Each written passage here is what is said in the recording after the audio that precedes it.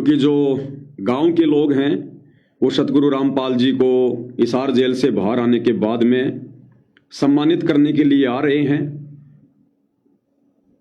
और सतगुरु रामपाल जी को एक संत मानकर, क्योंकि जब आश्रम से जुड़े भगत गुरु का परिवार ही उनको मानुष मान रहा है, तो वो गांव वाले जो बेचारे ना ज्ञान से परिचित हैं ना विधान से परिचित हैं, वो कौन सा परमात्मा मानेंगे।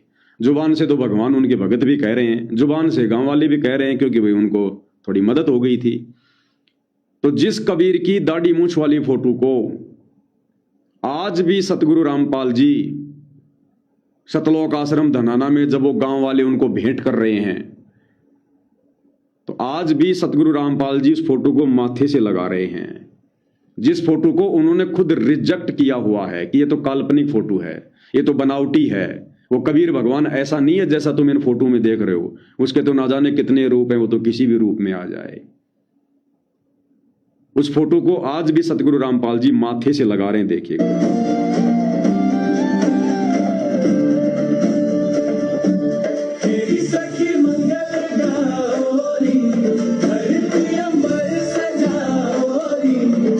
ये वीडियो अलग है,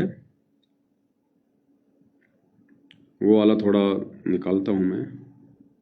हाँ, ये वाला डाउनलोड कर लेता हूँ, फिर डाउनलोड करके दिखाऊंगा आप लोगों को।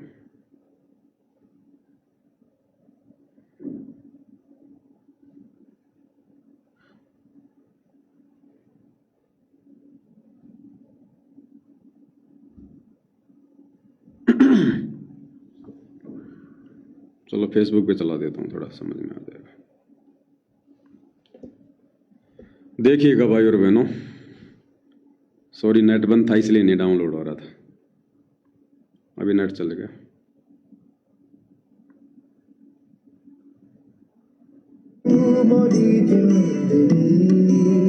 तुझसे बढ़ के न कोई खुशी, बारू बारू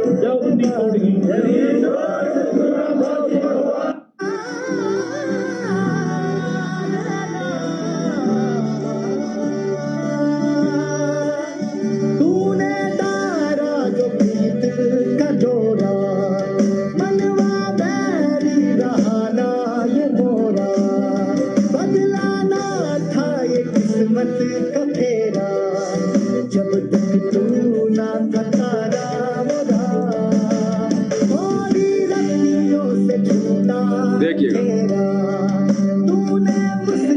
देखा भाई और बहनों, ये दाढ़ी मूंछ वाले कबीर की नकली फोटो, बनावटी फोटो। स्वदेश कबीर, जिसकी मदीना गांव में करोड़ों रुपए की लागत से लाइब्रेरी बनाई जा रही है सतलोक आश्रम कमेटी के द्वारा, वो स्वदेश कबीर सतलोक आश्रम धनाना में सतगुरु रामपाल जी से मिलने आया, आशीर्वाद लेने नहीं आया। वो तो खुद अपने आप को संत मानता है, केवल मिलने आया है, क्योंकि करोड़ों रुपए की मदद की है आश्रम ने फॉर्मेलिटी के लिए। वो तो खुद संत है। अगर संत रामपाल जी को उसने भगवान मान लिया होता तो उनका शिष्य बन के आता, उनसे नाम दीक्षा लेके भक्ति करता, उनके बराबर ये भगवा धारण करके संत बन के खड़ा ना होता।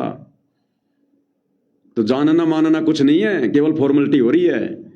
तो देखिए सतगुरु रामपाल जी उस दाढ़ी मूंछ वाली कबीर की नकली फोटो को, जो उन्होंने खुद उसको नकली कहा है कि भगवान का ऐसा स्वरूप नहीं है जो तुम इन फोटो में देख रहे हो, इस फोटो को गुरुदेव भगवान माथे से लगा रहे हैं।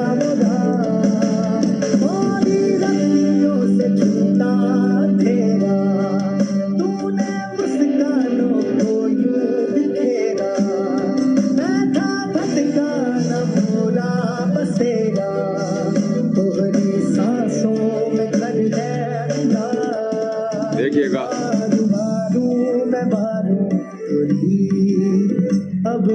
तो कहने का मतलब है भाई और बहनों,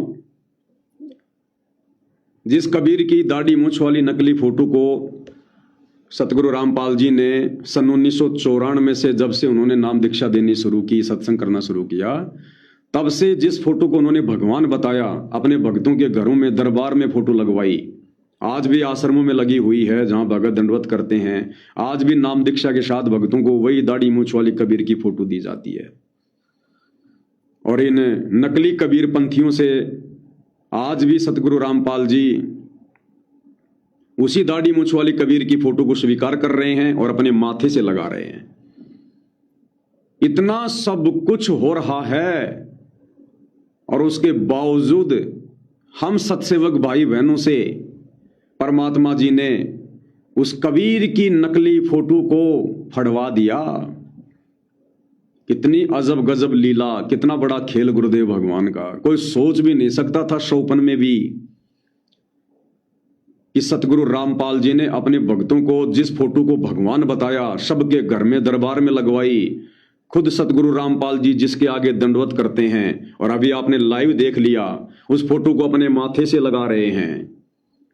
उसी फोटो को हिसार जेल में बैठकर ये लीलाधर लीला करते हुए, खेल खेलते हुए, बाहर साध संगति से अपने उन आत्माओं को, जो आत्माएं अक्षर पुरुष के लोक से डायरेक्ट आई हुई हैं, सुख सागर के हंस आए भक्ति हिरंबर उर्धरी, वाणी पढ़ते हैं ना हम कि नानक दादू अगम अगादू तेरी जहाज खेवट सही, सुख सागर के हंस आए भक्ति हिरंबर उर्धरी। डायरेक्ट हम अक्षर पुरुष के लोक से आए हुए हैं। इसलिए परमपिता परमेश्वर जी ने जिसे भगवान बताया, उस फोटो की पूजा की, उसको भोग लगाया, उसका प्रकट दिवस मनाया और अपने माथे से लगा रहे हैं। और उसी फोटो को आप और हम आत्माओं से सतगुरु रामपाल जी ने बिल्कुल फड़वा दिया सोशल मीडिया पर। चाहते तो हम अपने घर पर भी फाड़ सकते थे, चाहते तो हम उसको हटा भी सकते थे, लेकिन परमात्मा ने जानबूझकर सोशल मीडिया पर फड़वाया ताकि एक संदेशा जाए संगत में। अगर दृढ़ता हो तो ऐसी हो, अगर पतिव्रता पद पर हो तो इस प्रकार से आओ। रिंच भर भी सुई का नोक टेकने जितनी भी आस्था अपने गुरु के अलावा किसी और की फोटो में या किसी और में नहीं होना चाहिए। तब ये परमात्मा उन आत्माओं के ऊपर दया करता है, ऐसी दृढ़ आत्माओं पर, ऐसे पतिव्रता पद पर आई हुई आत्माओं पर ये परमात्मा डायरेक्ट सतलोक की दया करता है, पूर्ण मोक्ष की। अन्यथा विचार करो, सतलोक आश्रम वाले भाई बहन उस फोटो को फाड़ने के कारण हमारा विरोध कर रहे हैं, हमें काल का दूत कह रहे हैं कि भगवान की फोटो फाड़ दी। गुरु का परिवार हमारे ऊपर मुकदमा कर रहा है धार्मिक भावना भड़काने का। और साध संगति से जुड़े हुए भाई बहन, उन्होंने परवाह नहीं करी। जिन लोगों की सरकारी नौकरी थी उन्होंने भी सोशल मीडिया पर उस फोटो को फाड़ा है। उन्होंने परवाह नहीं करी या नौकरी की 50-50 हजार की जिनकी नौकरी थी, उन भाई बहनों ने भी सोशल मीडिया पर ज्ञान को आधार बनाकर तुरंत आत्मा ने स्वीकार कर ली बात कि भैया ये तो काल का जाल है, इस कबीर की नकली फोटो को फाड़े बिना हमारी आस्था इससे नहीं हट सकती और हमने तो मोक्ष प्राप्त करना है। ये काल की नौकरी तो ना जाने असंख्य जन्मों से कर रहे हैं, अब की बार तो सच्चे दरबार की नौकरी करेंगे सतलोक में जाकर। उन्होंने अपनी नौकरियों की चिंता नहीं करी, सरकारी नौकरियों की। माता बहनें सरकारी नौकरियां, स्कूल में टीचर, कोई रेलवे में है, कोई पुलिस में है, कोई फौज में है, कोई और नौकरी में है, कोई टीचर है, जिनकी 80-80 हजार की सैलरी, 1-1 लाख रुपए की जिनकी सैलरी। बहुत सारे तो ऐसे जिन्होंने संकल्प दीक्षा ले रखी है, नाम भी नहीं लिया और साथ संगति से जुड़े हुए हैं, और लाखों लाखों रुपए जिनकी सैलरी, सरकारी नौकरी। एक झटके में उन्होंने वो कबीर की दाढ़ी मूंछ वाली फोटो फाड़ फाड़ के सोशल मीडिया पर वायरल कर दी। अब बताओ परमात्मा छोड़ेगा उन आत्माओं को? यहां पर ऐसी दृढ़ आत्माओं को जो कभी कभी किसी किसी युग में परमात्मा के हाथ लगती हैं, ऐसे हीरे मोती लाल युगों युगों के बाद में परमात्मा की पकड़ में आते हैं, जो उनके कहने से नहीं, कहना तो बहुत दूर की बात है, अगर कह दें तो ना जाने क्या कर गुजरे, मात्र उनकी प्रेरणा से, मात्र उनके संकेत से, जिन्होंने अपना तन मन धन नौकरी घर परिवार सब कुछ कुर्बान कर दिया अपने गुरु जी के ज्ञान पर। उन्होंने परवाह नहीं करी कि हम सरकारी नौकरी कर रहे हैं। अगर कल को कोई मुद्दा उठ गया, 20 करोड़ कबीरपंथी हैं देश भर में, मुद्दा कैसे नहीं उठता, लेकिन बंदी छोड़ ने मुद्दा उठने नहीं दिया, केवल मुजदास पे मुकदमा होके रह गया। लेकिन उन आत्माओं ने परवाह नहीं करी कि मुकदमा लगे तो लगे, जेल हो तो हो, इस काल की जेल से निकलने के लिए अगर ये छोटी मोटी जेल अगर 50 बार हो जाए तो कोई फर्क नहीं पड़ता। और फिर क्या कहते हैं परमात्मा, सिर सौंप्या गुरुदेव को सफल हुआ यो शीस, और नितानंद इस शीस पर फिर आप बसे जगदीश।